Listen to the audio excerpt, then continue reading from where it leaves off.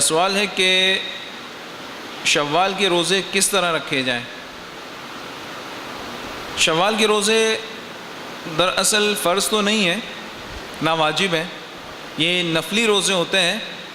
حدیث پاک کا مفہوم ہے کہ جو رمضان کے روزے رکھے اور شوال کے اس کے ساتھ 6 روزے رکھے تو اسے پورے سال روزے رکھنے کا ثواب ملتا ہے۔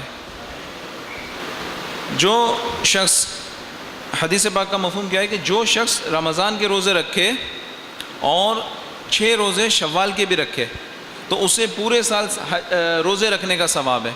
کس طرح؟ قرآن پاک میں ارشاد ہے کہ وَمَنْ جَاءَ بِالْحَسَنَةِ فَلَهُ عَشْرُ أَمْثَالِهَا، کہ جو بھلائی کے ساتھ آئے تو اس کے لیے اس کی 10 نیکیاں ہیں۔ ایک نیکی کے ثواب کتنا ملتا ہے اللہ تعالیٰ کی بارگاہ سے؟ 10 نیکیوں کے برابر۔ تو رمضان کے روزے چاہے 29 ہوں چاہے 30 ہوں، ثواب اس کو کتنے کا ملتا ہے؟ 30 روزوں کا پورا، یعنی 300 ایام روزے رکھنے کا ثواب رمضان میں مل جاتا ہے، 300 ایام۔ اور مزید 6 روزے رکھ لیے جائیں تو 60 روزوں کا ثواب۔ تو اب پورے سال میں کتنے، قمری سال جو ہوتا ہے چاند والا سال، اس میں 365 دن نہیں ہوتے، 355 سے 360 کے درمیان ہوتے ہیں، کیونکہ اگر 30 دن کا بھی 12 3 36 360 دن بنتے ہیں۔ اگر ہر مہینہ 30 کا بھی گنیں آپ تو 360 دن بنتا ہے۔ تو ایک آلٹرنیٹ اگر 29 اور 30 کے لیں تو 6 دن اس میں کم ہو گئے، تو بعض 2 30 کے ہو جاتے ہیں، بعض 2 29 کے ہو جاتے ہیں، بعض اوقات 3 مرتبہ بھی 30 کے چاند ہو جاتے ہیں۔ تو 360 تو میکسیمم فگر ہے، ایسا ہوتا نہیں ہے، لیکن 360 میکسیمم فگر ہے کہ 360 دن ایام ہوتے ہیں۔ اور اگر کوئی شخص زندگی بھر اسی طرح کی روٹین رکھے کہ رمضان کے روزے رکھتا ہے اور ساتھ میں 6 روزے شوال میں رکھ لے تو گویا اس نے زندگی بھر روزے میں گزاری، پوری زندگی اس نے روزے میں گزاری۔ تو جس سے ہو سکے یہ ضرور کرنا چاہیے۔ اتنا مشکل معاملہ بھی نہیں ہے۔ اب تو ماشاءاللہ سردیاں تو نہیں شروع ہوئی، گرمیاں کافی کم ہو گئی ہیں، گرمی کافی حد تک کم ہو گئی۔ جو شروع کے روزوں میں تھوڑی بہت محسوس ہوتی تھی وہ بہت کم ہو گئی ہے۔ تو شوال کے روزے کس طرح رکھے جائیں؟ بعض لوگوں میں یہ بھی ایک گمان ہے کہ شوال میں دوسری شوال کا روزہ رکھنا ضروری ہے، یعنی پہلی شوال تو چونکہ روزہ مکروہ تحریمی حرام ہے، وہ تو ضیافت اللہ یعنی اللہ تعالیٰ کی طرف سے مہمان نوازی کا دن ہے، خوشی کا دن ہے، مسرت کا دن ہے۔ اس دن خوشی و مسرت کا اظہار ہر شخص پر لازم ہے، اپنی استطاعت کے مطابق، شریعت کی حدود کے مطابق۔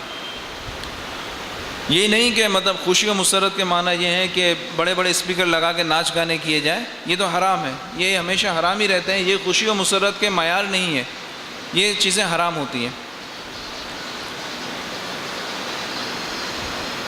تو پورے شوال میں کسی بھی وقت آپ 6 روزے رکھ سکتے ہیں، کوئی اس میں لازمی نہیں ہے کہ دوسری شوال کا روزہ رکھنا ضروری ہے یا دوسری شوال سے لے کے کنٹینیو 6 روزے رکھنا ضروری ہے۔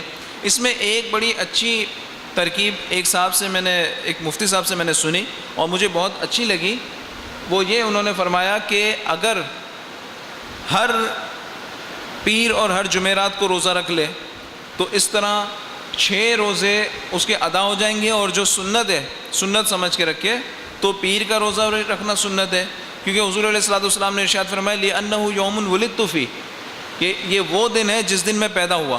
تو حضور علیہ الصلوۃ والسلام نے ہر پیر کو روزہ رکھ کے اپنا میلاد منایا، اور ہر جمعرات کو بھی حضور علیہ الصلوۃ والسلام نفلی روزہ رکھا کرتے۔ اس کی وجہ یہ ہے کہ انسان کے اعمال جو ہفتے بھر کے ہوتے ہیں اللہ تعالیٰ کی بارگاہ میں جمعرات کو پیش ہوتے ہیں۔ تو ہمارے اعمال جیسے ہم 14 اور 15 شعبان کا روزہ رکھتے ہیں کہ ایک دن اکاؤنٹ کلوز ہو رہا ہے، دوسرے دن اکاؤنٹ کھل رہا ہے، تو ہمارے اکاؤنٹ کا آخری یعنی نامہ اعمال جمع ہونے کا آخری دن اور نامہ اعمال جمع ہونے کے نئے رجسٹر جو ہمارے نئے اعمال شروع ہونے کا پہلا دن ہے، دونوں ہی دن روزے کی حالت میں گزرے۔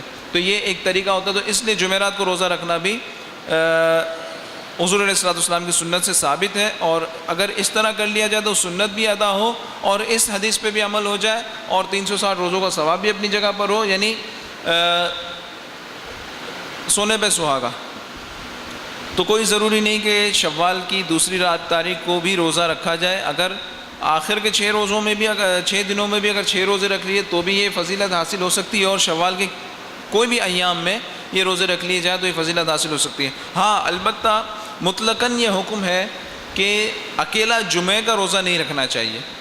اگر جمعہ کا، کیونکہ حدیث پاک میں اسی طرح کا مفہوم ملتا ہے، اگر کوئی شخص جمعے کے دن کے روزے کا ارادہ رکھتا ہے تو اس کے ساتھ یا تو جمعرات کو ملا لے یا پھر ہفتے کو ملا لے، اکیلے جمعے کا روزہ نہ رکھے۔